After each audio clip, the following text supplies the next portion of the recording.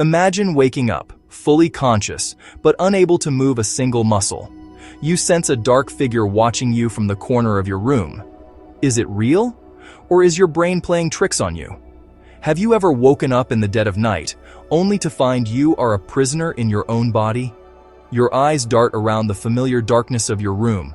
Your mind is racing, alert, fully present. You try to scream, but your voice is silenced. A faint whisper trapped in your throat. You try to move your arms, to sit up, to escape, but your limbs are leaden, unresponsive to your will. A moment of pure primal terror, utter helplessness. And then, as panic crests, you sense it. A presence.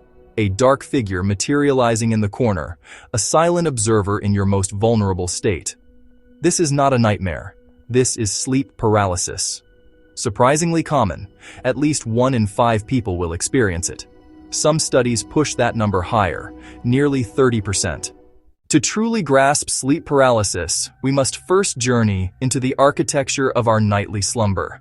Sleep is not a monolithic state. It is a dynamic, multi-stage process cycling through the night. The most famous stage is REM, rapid eye movement, the theater of our most vivid, narrative-driven dreams. To prevent acting out these dreams, the brain uses a safety mechanism, REM atonia. A brainstem region sends a command to unplug voluntary muscles.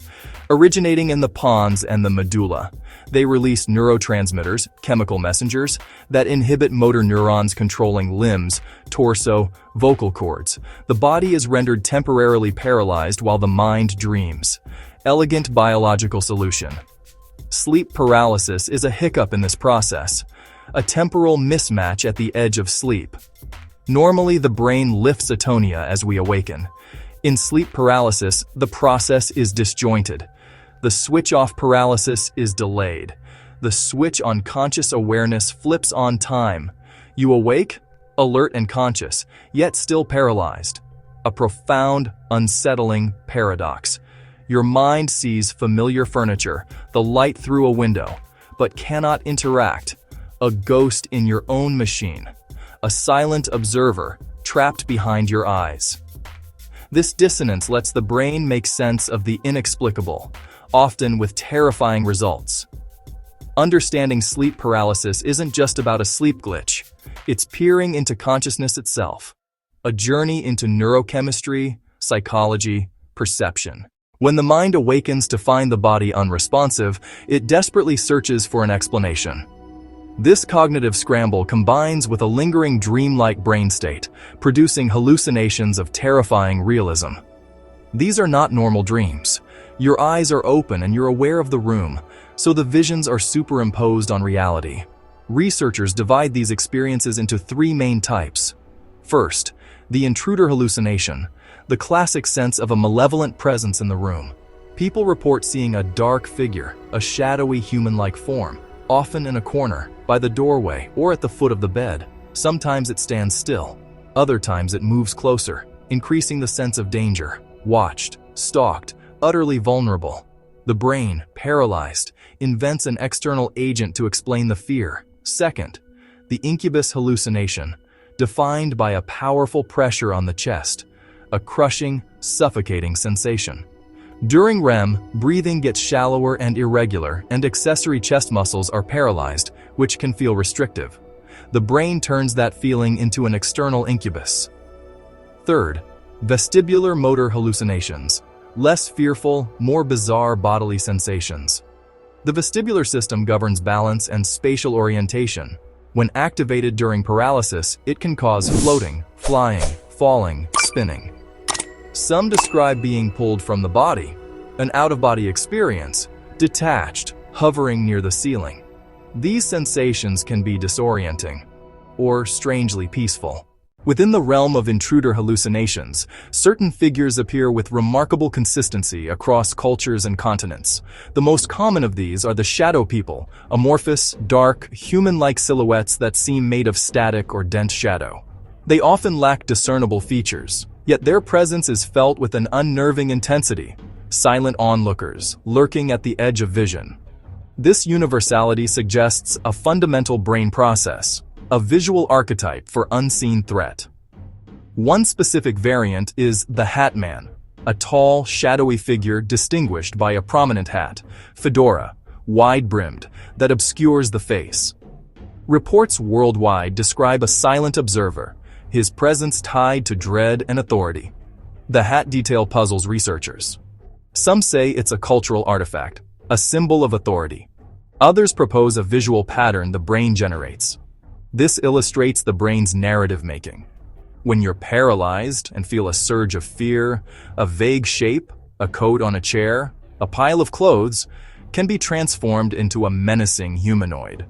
The brain isn't just seeing, it's interpreting, weaving ambiguous input into a coherent, terrifying story. These neurologically rooted experiences shaped folklore for millennia. Night hags, demons, jinn, alien abductors, sharing core elements with sleep paralysis.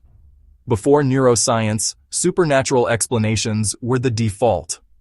Today we read them as evidence of a shared brain malfunction, creating a cast of shadow characters from the raw material of fear. To understand why our bodies become locked down during sleep paralysis, we need to zoom in on the brainstem. The brainstem connects to the cerebrum, the cerebellum, and down to the spinal cord.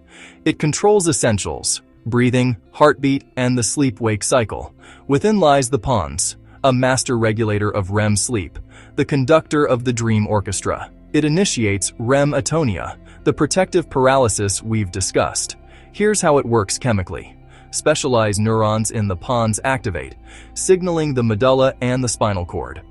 Those signals use powerful neurotransmitters, GABA and glycine, to act like a brake on your motor neurons. By inhibiting these neurons, the pons severs the connection between intent to move and the body's ability to carry it out. Your brain can dream of running a marathon, but your legs won't twitch. This paralysis is comprehensive, affecting voluntary muscles: arms, legs, torso, neck. The only muscles spared are essential for survival: the diaphragm, breathing, and tiny muscles controlling eye movement. In a normal wake-up, as REM ends, the pons stops inhibitory signals. The brake releases, motor control returns. In sleep paralysis, that handoff fails. The cerebral cortex wakes up, but the pons and medulla keep saying stop. The brain wants to move. The signal is blocked at the brainstem checkpoint. Your body remains limp and unresponsive, not held by an external force, but by an internal chemical command still switched on. Disruptions in neurotransmitters at the REM-wake transition, acetylcholine, GABA, serotonin, can also shape vivid visions. The paralysis itself is only half of the story. The truly terrifying part is the vivid, hyper-realistic hallucinations. One key player is the amygdala, the brain's fear center. During REM, it is highly active. Emotions run hot. When you wake paralyzed, this heightened activity spills into consciousness. Your brain is now on high alert. Danger, but you're in your own room. To resolve the conflict, the brain creates a story and projects a source for the fear. Hence the intruder hallucination. I feel intense fear and cannot move. Therefore, a threatening entity must be present. The visual cortex, still influenced by REM, generates a matching image, a dark, menacing figure. Another region, the temporoparietal junction, TPJ, integrates visual, auditory, and somatosensory signals, crucial for the sense of self. When signals about your body's position are jumbled, the brain can project a ghostly body map outward, a shadow self-perceived as another person. This creates the sensed presence, even when no one is there. It's a neurological illusion, a trick of the mind's eye born from a body gone silent. Key facts: 1 in 5 experience sleep paralysis. Meta-analyses suggest up to 30%, about 75% include hallucinations. Episodes last seconds to 2 minutes. Sleep paralysis is not a random event. It often has specific triggers that disrupt the sleep cycle and raise the chance of an episode. The biggest trigger: sleep deprivation. Lack of sleep causes REM rebound. Faster entry, longer REM. More transition errors. Irregular sleep schedules are another culprit. Shift work, jet lag, all-nighters, producing social jet lag and blurring stage boundaries. High stress, anxiety, and trauma are linked to more episodes. Stress hormones fragment sleep. Hypervigilance heightens fear. Sleeping on your back, supine, is often implicated, possibly via minor breathing issues like snoring or mild apnea. Or the brain may simply be more prone to REM-wake transition errors when supine. The most empowering fact: you can reduce episodes. Start with a consistent, adequate sleep schedule, 7 to 9 hours for most adults. Maintain a regular sleep-wake cycle, even on weekends, to stabilize circadian rhythm and smooth stage transitions. Think of it as training your brain. Reliable handoffs reduce paralysis risk. Mind your environment and position. If back sleeping triggers episodes, try side sleeping and use pillows to stay there. Optimize your bedroom. Keep it cool, dark, and quiet. Blackout curtains, eye mask. White noise can help. Manage stress before bed. Gentle stretching, meditation, deep breathing, a warm bath, reading a paper book. Avoid stressful conversations, late emails, and frightening content. Avoid stimulants in late afternoon and evening. Caffeine, nicotine, and alcohol. They fragment sleep and disrupt REM patterns. If episodes are frequent or distressing, consult a sleep specialist. Evidence base includes StatPearl's NCBI 2023, Harvard Health, Neurology 2024 meta-analysis, Sleep Medicine 2025, Journal of Integrative Neuroscience 2024. Even with prevention, an episode may occur. Knowing what to do can transform it from terrifying to manageable. Shift from panic to awareness and control.